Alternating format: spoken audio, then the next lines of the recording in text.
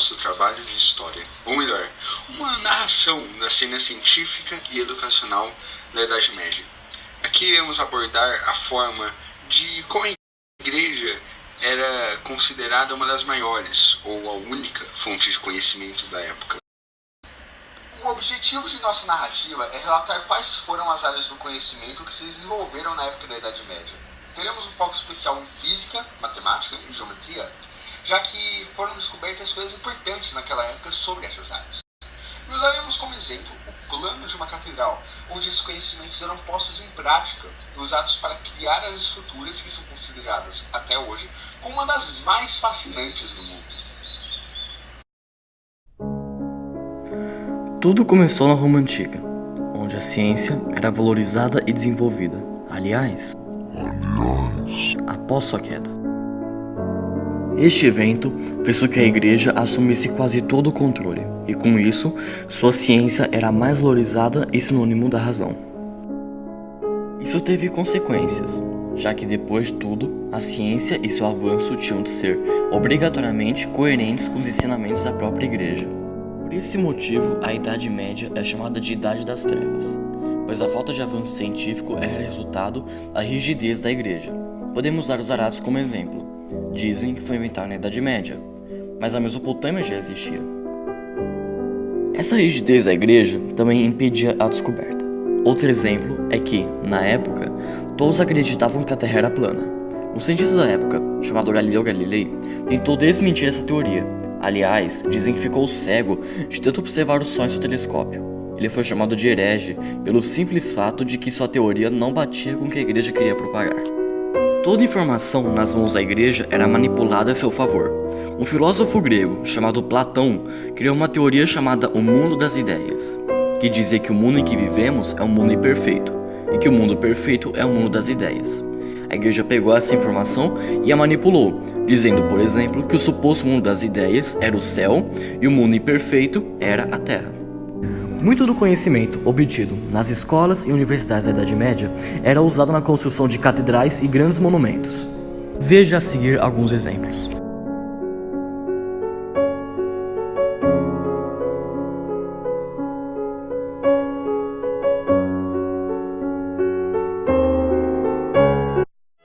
Muitas matérias escolares de profissões da Idade Média são usadas até hoje.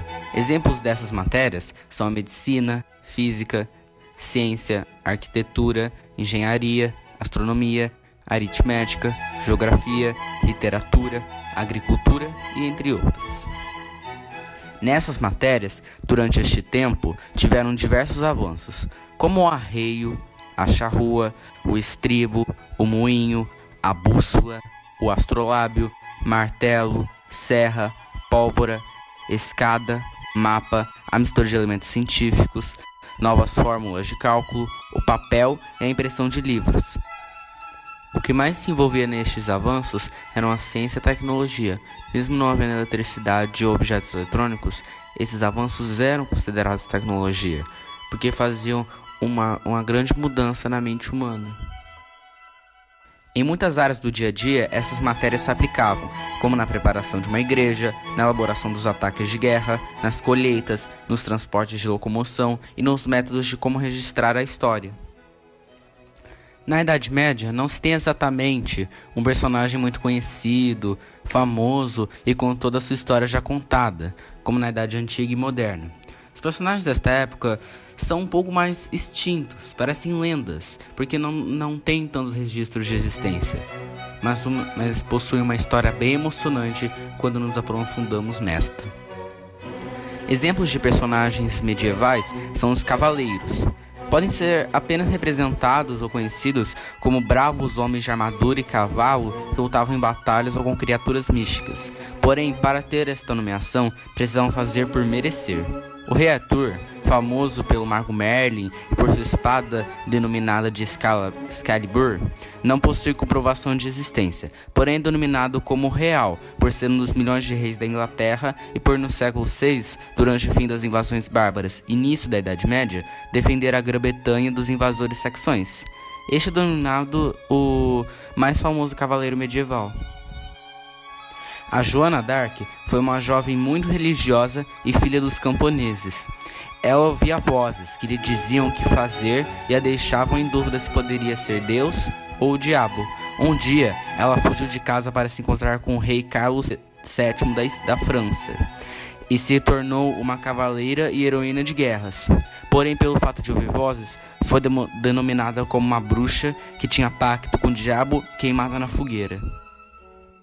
O estudo era para os filhos dos nobres, influenciado pela igreja. As matérias eram o latim, as doutrinas e táticas de guerra. Porém, grande parte da população medieval era analfabeta e não possuía livros. O fato da escola ser para poucos, nesse caso os nobres, grande parte da população era analfabeta e passava suas histórias religiosas oralmente. Muitas universidades da Europa de hoje em dia surgiram na Idade Média, aproximadamente por volta do século XII. Elas eram compostas por 4 segmentos: artes, direito, medicina e teologia. Ao longo do tempo, as universidades e escolas foram ficando mais abertas para povos mais nobres. As aulas aconteciam em igrejas ou em escolas monásticas e eram dadas pelos próprios membros da igreja. Acho que por hoje é isso.